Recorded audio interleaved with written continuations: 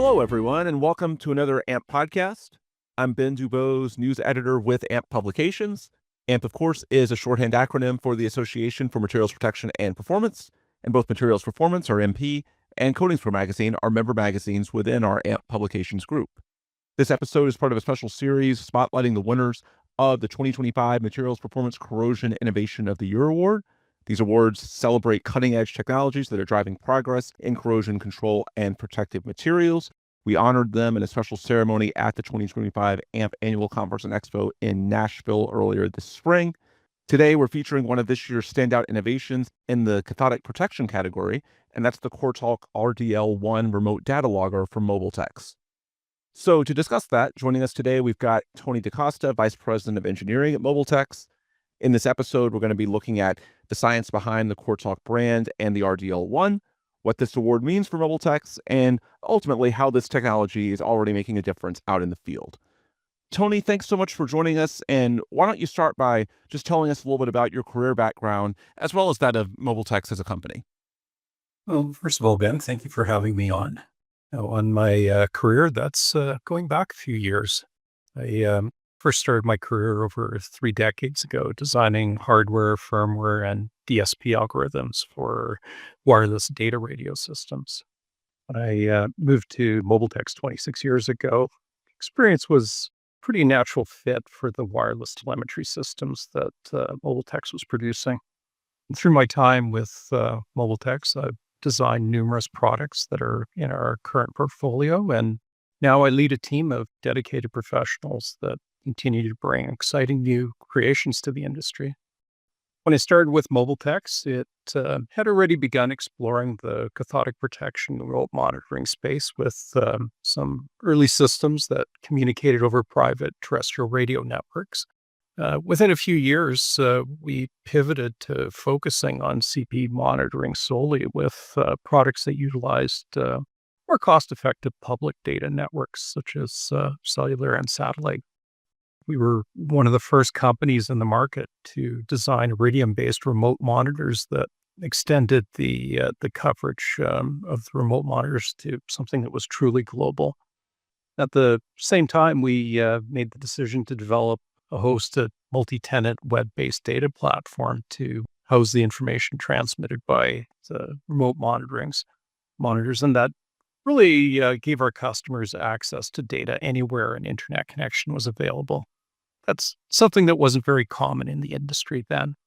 This is all to say that MOBILTEX's DNA has been and continues to be that of putting innovation at the forefront for our customers. Today, 40 years after it started, MOBILTEX has a comprehensive portfolio of hardware and software products that help our customers operate their cathodic protection programs. Yeah, and to follow up on that a little bit, just looking at CP remote monitoring holistically, what are some of the big challenges there, obviously speaking in broad strokes, and what are you all trying to improve during your technology development processes? These days, the challenges of CP remote monitoring largely revolve around dynamic events in the operation of the CP system. With many pipelines running in utility corridors next to other pipelines, power transmission lines, and transit systems, sources of dynamic interference, both AC and DC, have substantial impact on the successful operation of cathodic protection systems. In addition, we now have many renewable energy projects in solar and wind that are dotting the countryside. Those are creating additional ground current paths that affect cathodic protection. Existing remote monitors have been more geared towards collecting data related to steady state operation of CP. Sampling rates were more typical at once a day or sometimes even just once a week. And that's fine for static CP systems with no interference sources. But for dynamic interference sources, where intense current spikes remain over a period less than an hour or even less than seconds sometimes, those historical remote monitoring sampling rates just don't cut it. The traditional solution had largely been to deploy portable data loggers to areas where interference was suspected, and suspected usually because corrosion damage had already been found. In those situations, field technicians would drive out to the locations, drop data loggers, wait several days hoping that data loggers work properly, and then drive back to retrieve the data loggers to extract the data and perform analysis. But if a data logger failed to collect data due to misconfiguration or other issues, the process might need to be repeated. In dialogues with our customers, we recognized that there was a better way. Our experience in producing power efficient remote monitoring devices, as well as high sampling rate portable data loggers, really gave us the ability to meld the two technologies together to produce the RDL1, which is, of course, a remote communicating high sampling rate data logger. Now, the high sampling rate data can be observed almost immediately after installation, and that can be done from the comfort of an office environment. And the two-way communication allows the unit to be adjusted in real time from that same office. That's that's now a powerful solution for users to have in their diagnostic toolbox. So you mentioned the RDL1. Let's flash forward to earlier this year because some big news in 2025 for you guys, as mentioned off the top, you're among the 2025 MP Corrosion Innovation of the Year award winners. So CorTalk is its own brand, but RDL1 is one of the really quality innovations within it. What was your reaction when you learned that the RDL1 had won? And ultimately, what does that type of industry recognition mean to you and to the company? Well, it's always an honor to be recognized by our industry in this way. It's our third MP Innovation Award now. To me, it's really validation that listening to our customers' pain points has allowed us to create products that are solving a need in industry that really wasn't being fulfilled before that. All of the hard work and dedication that goes into creating these products is worth it, and we'll certainly continue pushing the envelope. This September 8th through the 10th, all roads lead to Odessa, Texas for the AMPP Central Conference, where the future of corrosion and coatings comes to life. From AI-driven pipeline integrity and advanced cathodic protection monitoring to cutting-edge AC interference strategies, this is where innovation meets infrastructure. Dive into groundbreaking technical sessions tailored to the challenges of the Central U.S. and the Permian Basin. Advanced registration is now open. Secure your spot today and save. Register now at ampp.org/central-conference. Some background on the program. These are innovations that are in development within the last 5 years. That's how we consider these innovations current, i.e., accurately reflecting innovations in and around the year that they're awarded. So how long has this been in development? What's the timeline been like? And where are we at now as far as the commercialization and the rollout of the RDL1? Take us through the development process and where you're at today. Yeah, we first started collecting requirements for the RDL1 in early 2021. Our product management team talked to many of our customers to determine common workflows and challenges that they were having. You know, not every customer has the same requirements. They do use products in varying ways. So then we kicked off the development project in October 2021. There was a lot of hard work put in by the development team to be able to meet operational targets for battery life and measurement capabilities.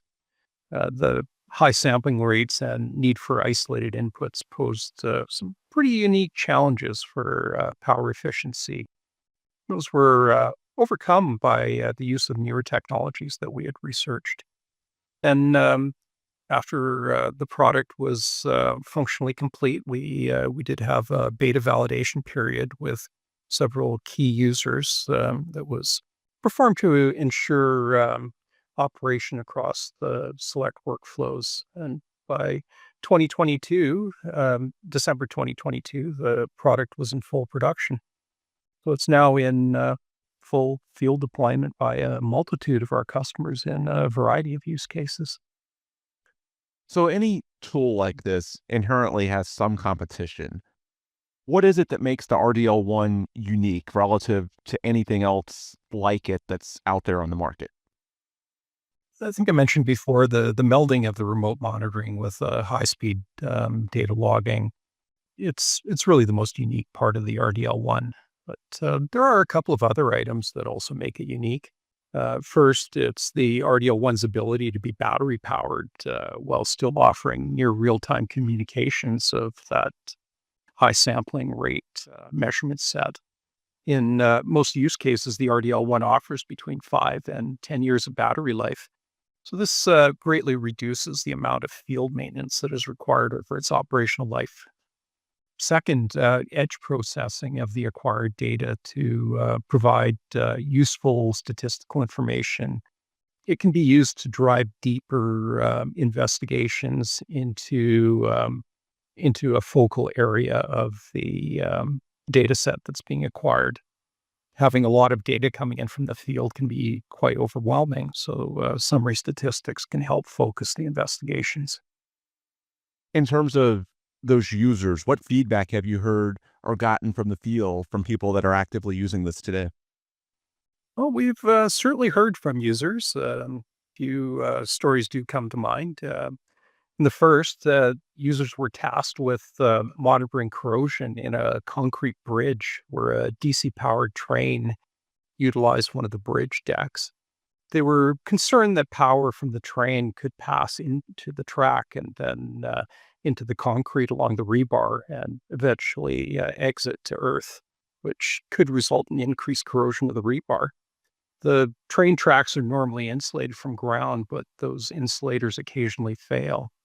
They designed a detection system where a continuous wire was embedded in the concrete below the rails, such that there shouldn't be any current flowing under normal circumstances.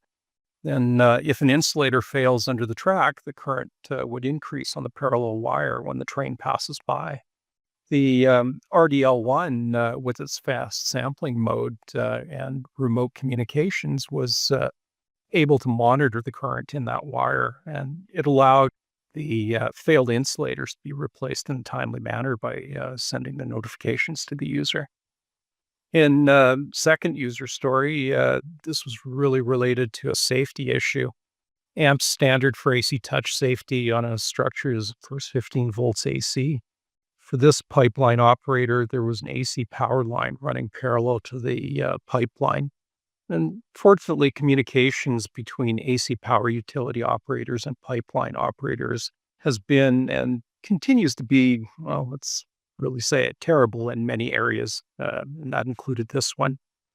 AC peak power loads can induce a high voltage on parallel pipes that pose a safety issue to technicians performing maintenance and testing those pipe segments under those conditions.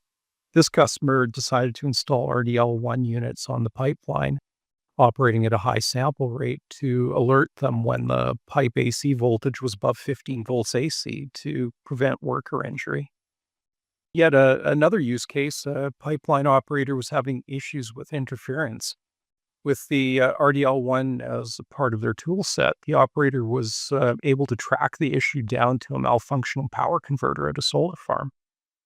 It's really been interesting to see the creative ways that the product has been put into use by our customers.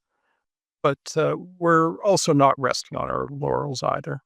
There's been some feedback from our users on ways to improve the RDL1. As an example, there was a use case we hadn't originally considered that resulted in much faster battery consumption than originally modeled. So we're addressing that unique case by providing external power options in the form of solar and extended battery packs. Yeah, and beyond the obvious benefits, the talking points, I'm sure there's a few ripple effects as well. And one of those you touched on a few minutes ago. By using this, operators also get a lot of safety benefits from not putting people out in the field and potentially in harm's way, right? You're also saving expenses because you're not having to do as much traditional maintenance. Is that another example beyond just the basics of CP protection that a tool like this provides, in that ultimately, if it plays out the way it's designed, not only are you providing the asset protection, but you're also providing human protection by putting people out there less, right? Oh, absolutely. There's a large reduction in the need for windshield time whenever a remote monitoring unit is put out there. That's a lot of risk when someone has to be out on the road needlessly. But not only is there a risk reduction from the driving and the on-site hazards, but there are also environmental aspects to this as well, in that you also have a reduction in non-renewable energy use by not having the technicians travel to site as often. And ultimately, the reduction in field travel does provide a significant cost benefit to those operators. Hi, I'm Lisa Shortino, Managing Editor of Coatings Pro Magazine. Are you interested in exploring the latest trends in materials degradation and mitigation? If so, you can join scientists, engineers, and industry leaders at the 22nd International Conference on Environmental Degradation of Materials in Nuclear Power Systems, happening August 10th through 14th, 2025 in Long Beach, California. Hosted by AMP, this premier event brings together global experts to tackle the challenges impacting safety and performance in nuclear systems. Registration is now open. Secure your spot today at envdeg.amp.org. We'll see you in Long Beach. So anytime you're talking about an innovative technology, there are some people that are going to have questions, and users that is, as to how they should best use it, how they can best optimize it. So I know for you all at MOBILTEX, developing the technology is part of the equation, but there's also a constant dialogue that you all are engaging in with your end users as far as troubleshooting, offering advice, tips and tricks. What is that process like? What are the ways that you collaborate with your end users to make sure that they're actually optimizing your technologies to the best of their ability? As mentioned before, MOBILTEX works with customers right from product planning all the way through to field support. We pride ourselves on being customer driven in our product developments. It always starts with the customer interviews that I mentioned before. Throughout the product development, we also get the feedback on the beta trials and continued conversations to make sure we've translated all those requirements properly. But finally, once the product is to a production stage, we have individuals trained in cathodic protection operation to assist in selecting the best product for a use case, and then also diagnosing operation if something unexpected is encountered. For a manufacturer of remote monitoring equipment, we have a large portion of our engineering, sales, and support teams that are certified as AMP CP1 through CP3. On the support end, we pride ourselves on the level of support that we provide our customers, and knowledge of the application really is imperative in being able to do that. Looking ahead to the future, so the RDL1 is the winning innovation, but CorTalk is its own brand that's got an umbrella of products underneath it that are constantly being added to, being refined. So in the years ahead, the rest of 2025, the remainder of the 2020s, what's your outlook on how this CorTalk brand is going to evolve? Are there additional enhancements or applications that you're exploring? Are there any market trends in CP remote monitoring that you're trying to better adapt to? Just speak to what the future of CorTalk looks like. Yeah, I alluded to it a little bit earlier, but most of the evolution of CorTalk over the next few years will be in the area of data analysis and synthesis. The vast amount of data being collected in the field today is only growing more and more as time goes on. We've got enhanced worldwide wireless coverage from satellite and cellular systems that's made acquiring data extremely affordable anywhere on Earth, and that's really just encouraging more remote data acquisition. While the general thought is that more data is better, there really comes a point where the recipients of that data become overloaded to where only superficial analysis is performed on data sets, or they're ignored altogether even. There needs to be an automated means of analyzing that data and then providing summarized actionable reports. That's where we come in to add value to the data. We have and continue to invest heavily in our data science efforts, which allow us to attain those focused reports through the use of artificial intelligence and machine learning technologies. At the AMP annual conference and expo this year, we announced our Core Insights platform along with our BMM1 wireless field meter that aim to help our customers rein in their survey data and regulatory reporting activities by providing a centralized location for their CP data. We see that platform expanding over the next few years in its analytic capabilities as well, but it'll help drive other programs as well. Having data consolidated is important when data analysis techniques are applied. Between the data from RMUs, core insights, and other data sets, we'll be delivering not only analytical reports, but eventually prescriptive direction and perhaps even full automation. That's not only for CP operational parameters, but also for scheduling and maintenance. We're working today with select customers on determination of end-of-life prediction for their compressed current ground beds so that they can better forecast budgets and resources for replacement. So it's all quite exciting and keeps us going day to day. Good stuff. Tony, thank you so much for the time. For any listeners that want to potentially learn more about MOBILTEX or the CorTalk brand, or perhaps get in touch with you guys, what are the best ways for them to do that? I'm guessing it's the website and social media. Plug whatever you'd like to. Certainly, listeners can definitely go to our website at www.mobiltex.com or contact us by email at sales@mobiltex.com. Excellent. Tony, thank you so much for the time. Thank you, Ben. Absolutely glad to have you. That's Tony DaCosta, Vice President of Engineering at Calgary, Alberta, Canada-based MOBILTEX, one of the winners of our 2025 MP Corrosion Innovation of the Year Awards. I want to congratulate them and all of our winners again. And this series profiling those winners will be continuing throughout the remainder of 2025. So stay tuned in the weeks ahead for more episodes from some of our other winners. The easiest place to read about them, if you have not already, just go to amp.org/MP Innovation Awards, and you can find the full list. All right, with that, we'll wrap it for today. As Tony mentioned, you can learn more about their products and services at mobiltex.com, mobiltex.com. They're also active on pretty much all the major social media platforms. And then for us at AMP, you can find more resources from us and our publications within the association at our website to social media outlets. Just search for us at your social media home of choice, or you can go to amp.org, ampp.org, coatingsformag.com, or materialsperformance.com. All right, with all the plugs complete, we will bring this episode to a close. On behalf of AMP, I'm Ben Dubose, news editor with our AMP Publications team. We appreciate you so much for tuning in, and please come back soon for more new AMP podcasts.